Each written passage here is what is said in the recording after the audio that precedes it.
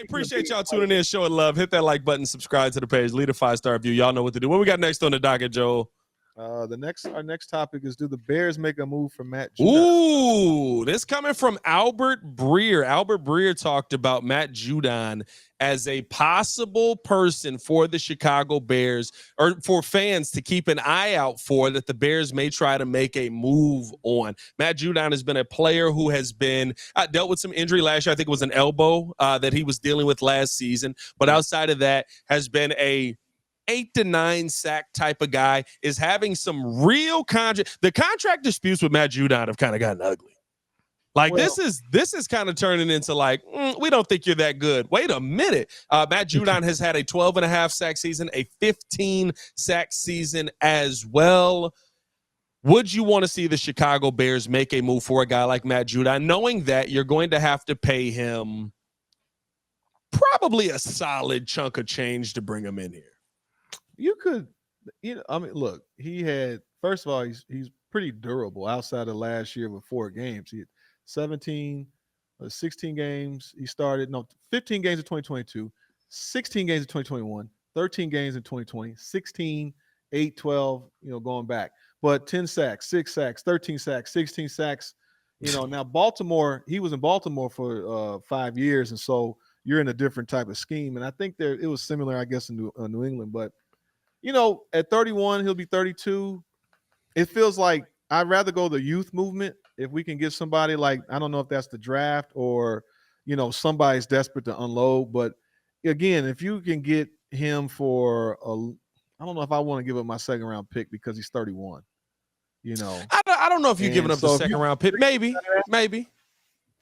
But I think here's the thing for me with bringing in a guy like Matt Judon. Like, to me, you're bringing him in obviously to be the other guy, that opposite edge rusher. You know what he brings. You know the consistency that he can bring. His job changes a little bit here with the Chicago Bears.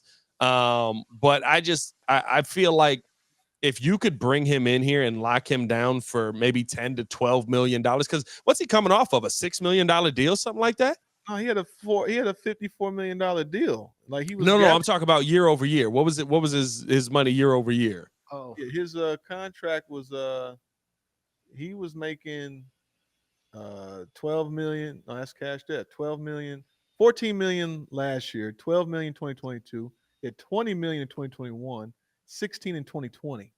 Like, he got paid really right. So he had a de-escalating deal. Listen, we got $12 million available. I'm willing to lock you up for the $12 million that's there if we trade for you. Now, there has to be, I think you can't risk this. There has to be some kind of agreement in place if you're willing to go out there. Hey, Roy is going crazy in the comments right now, dog.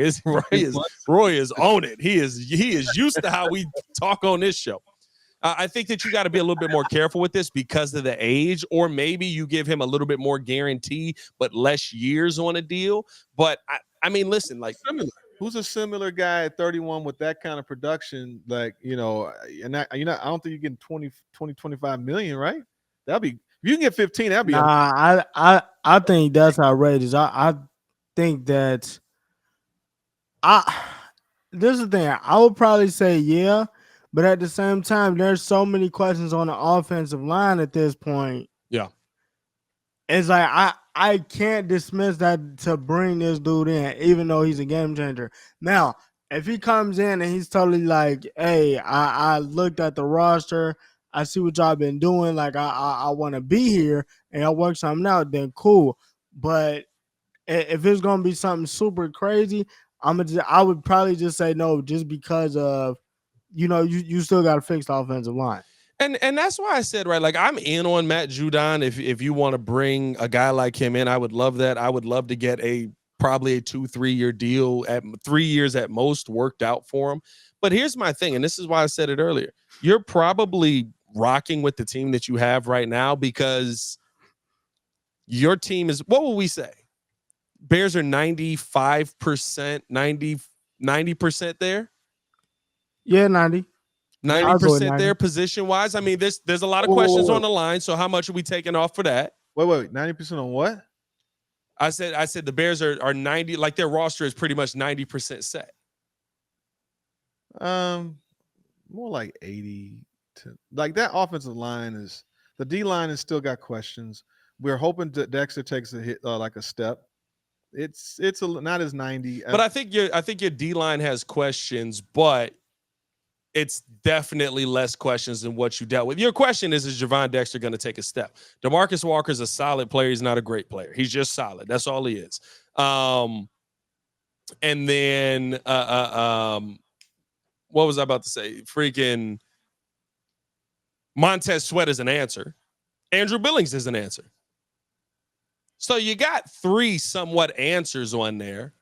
Your offensive line, really your center position is your biggest question right now. Nate Davis you can live with if he's out on the field. If he's out on the field is the question. But like, I wonder if we feel that like, even at 80%, how much are you heading into the season with?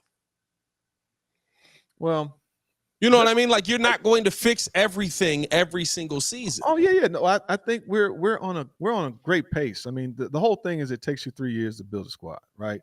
And so after this, and mind you, he didn't have any first round picks polls, didn't have first round picks his first year, and he's been able to get this team and turn everything over. We're in a good place. I like where we're going. I just know that we're a few pieces away from a totally like we pretty much have a perennial roster that we can lock up. The secondary to me is pretty much locked.